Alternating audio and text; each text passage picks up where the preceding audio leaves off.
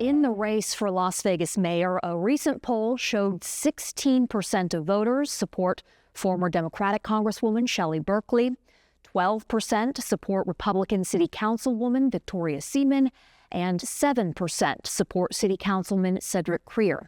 At the Fontainebleau is where these three frontrunners took part in a debate that John Ralston, CEO of the Nevada Independent, moderated. And here now to evaluate how each candidate performed are Sandra Cosgrove, College of Southern Nevada history professor and executive director of Vote Nevada, and Warren Hardy, former Republican state senator and principal consultant for his firm, Warren Hardy Strategies. Thank you both for making the time. You both watched there on Wednesday night. And tell me, Sandra, who performed the best in your opinion and why? So I think Councilman Creer did the best at using the time that he was allocated to talk about things that he's done and things that he would like to do. He was able to get into kind of the weeds a little bit and do some detail before he got cut off because that was kind of the format. But I actually think he performed the best. What about you? You know, I would agree with that. I would start by saying that I don't think anybody hurt themselves. And that's, from a candidate perspective, that's what you want to go in. The debates are not fun because really the only thing you can do is end your candidacy with it. I think Councilman Creer did the best job of using the time that was available to talk about what he's done in his district. He was very organized with that. You could tell he had thought that through and really sort of pushed through some of John's stop signs to be able to get those points out. When we talk about getting in the weeds on issues, what issues are there that mayors really can have an impact on? So let's say that he is elected, will he have that kind of same impact? I think especially for him because he's coming out of Ward 5, and that's where you've got the concentration of homelessness, people who are mentally ill, problems with having to provide them wraparound services. And that is a very local issue that you can have an impact on. And so I think that's one of the reasons I think he came across as being more organized is because that is an issue that's related to economic development and education. And so he was able to zero in on it. And I think he could have an impact. What do you think people should know about the power of a mayor? Well, I mean, it depends on the city, obviously. But in this case of the city of Las Vegas, it is somewhat of what's the word I'm looking for, a ceremonial position. But a good mayor, and I think we saw this with Mayor Lee in North Las Vegas, a good mayor can set the vision for the city. And a good mayor can then count votes, can bring his or her colleagues along and work towards a collective goal of the city. And so really when I look at a mayor, who will make an effective mayor, I look at a person that will have the ability to coalesce people behind them because they don't have the same sort of touch or influence that they do in a district and the vote. So their job is to be really good at organizing people, and that's what you ought to look at. And I think, frankly, that you've got three candidates that are probably pretty good at that. When we talk about, well, off camera, we had talked about the bully pulpit role and its importance. How crucial is that? And did this debate answer who would be the best in that regard? I mean, again, I actually think the debate format might have outlived its usefulness because being adversarial against each other doesn't really tell me what you would look like as a leader. And so I think just based on what we heard, any one of them, especially in a state where you have every other legislative session and there's kind of a vacuum of leadership voices there, could step into a crisis, could step into some type of, like Warren said, that they were going to get around some type of initiative. I think any of them could have done that. Okay, do you agree about the format? And to be fair, this was labeled as a forum, not a debate. I think that's to Sandra's point, they're sort of moving away from the debate. Yeah, because I think, Cedric's performance was sort of illustrative of this, that the focus is you get your talking points, you go, regardless of what's going on around you, regardless of what the discussion is, you get those talking points out. That's not really useful.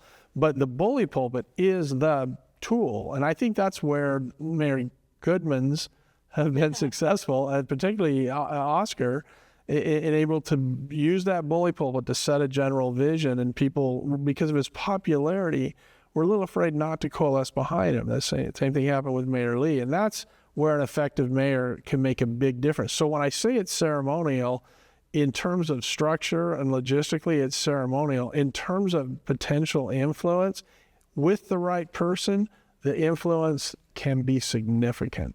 We've talked about in what area Cedric Creer did well. Let's talk about one of the other candidates. Who do you want to start with? Victoria Seaman. Where do you think that she came off strongly? So one of the things that I've heard Victoria bring up a number of times is the Children's Hospital in Cashman Field and the Grant Sawyer Building. And I think that's where, if you asked her for a plan that she's thought out, it's that one.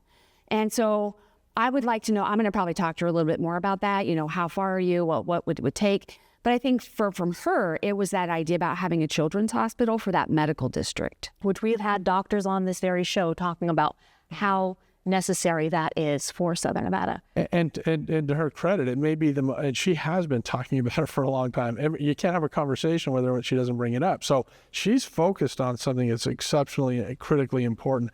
And I think in terms of her debate performance, she did a really good job of staying disciplined and staying focused. Because I thought, to the extent anybody was attacked by the moderator, it was probably her. And she stayed disciplined. She stayed focused. I think she did a good job. And I agree with Sandra that issue is the one that can sort of bring her through. And the attack on her by John Ralston involved some of her campaign materials. I forget the exact wording, but pro-criminal syndicate or something. That there are people out there in power that are pro-criminals. Something to that effect. You don't think that was fair? Well, I don't know if it's not fair. I mean, I think before I called it a cheap shot. I mean, it's fair game because it was in her campaign literature. But who doesn't, who isn't hyperbolic in their campaign literature, right? You're trying to grab the attention of the folks. And she's not wrong. She might have been wrong about calling it a wasteland and pro-criminal. She's not wrong. We've got a challenge there. We've got something there. And she's known to sort of, talk about things in very dramatic ways. So it was very interesting to me, especially that Shelley Berkeley sort of went down the line and agreed with her across the board. The only thing she didn't agree on is that she should call it a wasteland. So it's a problem. It's a challenge. And I think that we've got a sheriff that's really doing a good job at this, but it's still a problem that has to be addressed by the council. Well, and you've got, she's probably would be considered the more conservative or Republican candidate, whereas Shelley Berkeley and Cedric Creer would be more left, maybe a little more Democratic.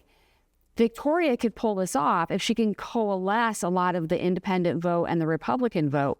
So I think that's where she was aiming for. Again, probably went a little overboard in the language. Yeah, I mean, that's clearly her ticket to the general. Well, right. When you're talking about this problem, this wasteland, am I correct in interpreting the argument she was making is that homelessness, we may become the next LA, for example? Or was she was also talking about property crime? I think she was talking about crime in general in a very aggressive way, which is what the public wants to hear. Victoria Seaman is a very talented campaigner and a very talented politician, and she understands that that's how you grab. So I think she was talking about everything. She has law enforcement endorsements. And she does have law enforcement endorsements. The key here is to make sure that people understand it's a mistake to drill down on a specific issue like that. Because, were you talking about this? Were you talking? Yeah, were you talking about this? Were you talking about that? Yes, I was talking about all of that. Or did the consultant make that, and maybe you wouldn't have said it that way, or right? But I can hear. I've known her for a long time. I can hear her saying that sitting across the table at lunch. But it identifies everything, and that's a smart thing to do politically, so the public understands when they say, "Well, she's talking to me." Now, my issue is homelessness, or my issue is immigration, or my issue is gangs, or my issues is, homicide. It's, yeah, that's it. Pull what you want from what I said. What did Shelley Berkeley do well? I mean, obviously, Shelley Berkeley just has so much experience, broad breadth of everything that she's done. And so, I mean, her main point was no matter what comes up, I've probably been involved with that issue in some way. And so it's not going to be something new to me. And, Ralston kind of said, do we want maybe fresh blood? Do we want like the outsider? And I think she was able to say, I'm a little bit on the outside because I haven't done anything local.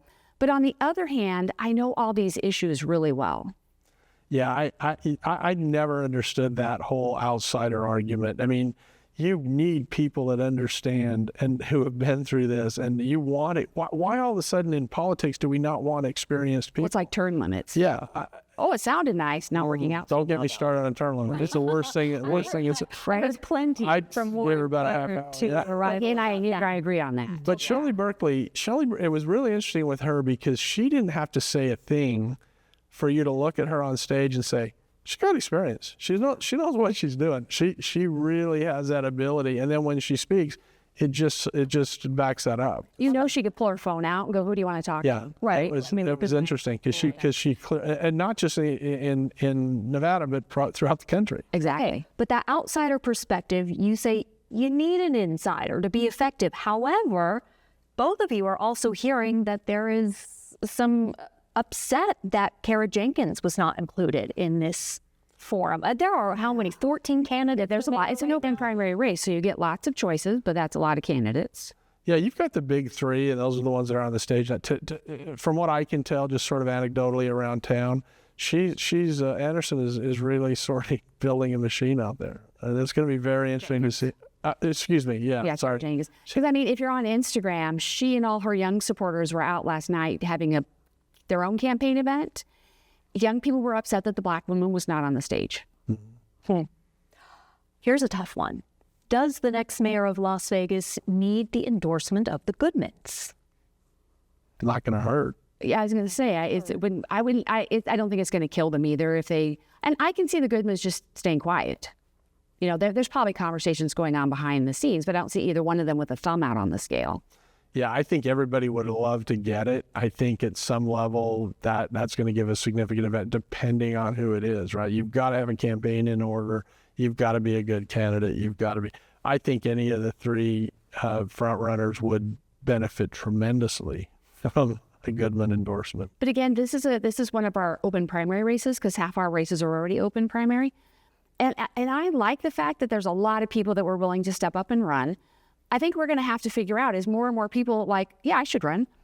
How do we get more people on that debate stage? How do we allow more people to speak without it taking 9 hours of listening to people giving speeches? But I think we're going to get a lot of young people who are eventually going to say, I don't see anybody that represents me right now. I should run.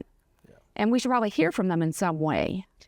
Last question I think was asked at the forum or debate was, who are you going to vote for president? Yeah, we all saw those faces. Yeah. They're in the headlights. Oh my gosh. What kind of impact? They all answered. What kind of impact do you think those answers will have on what voters decide to do? I mean, I think each of them were thinking, what do my voters want me to say? Who's my voter out there? Yeah, I mean, I think when it first happened, I thought that was a cheap shot by John to do that. But in reality, I know why he did it, and he was probably right to do it because that's something that can sort of help the public cut through where these people really stand on the issues.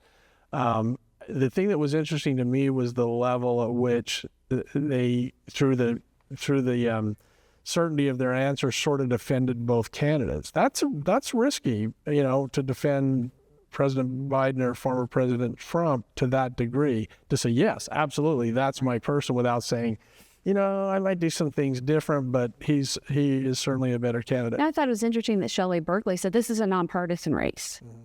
And so, I mean, there's something to be said about having some nonpartisan space sometimes. And I think that's why I was like, all of a sudden, here's a partisan question. For the record, Victoria Seaman said she would vote for former President Trump. Cedric Creer, as well as Shelley Berkeley, said President Joe Biden. The primary is June 11th. And if no candidate in this race gets more than 50% of the vote, the top two will go to the November general election. Correct. All right. Thank you both for your time.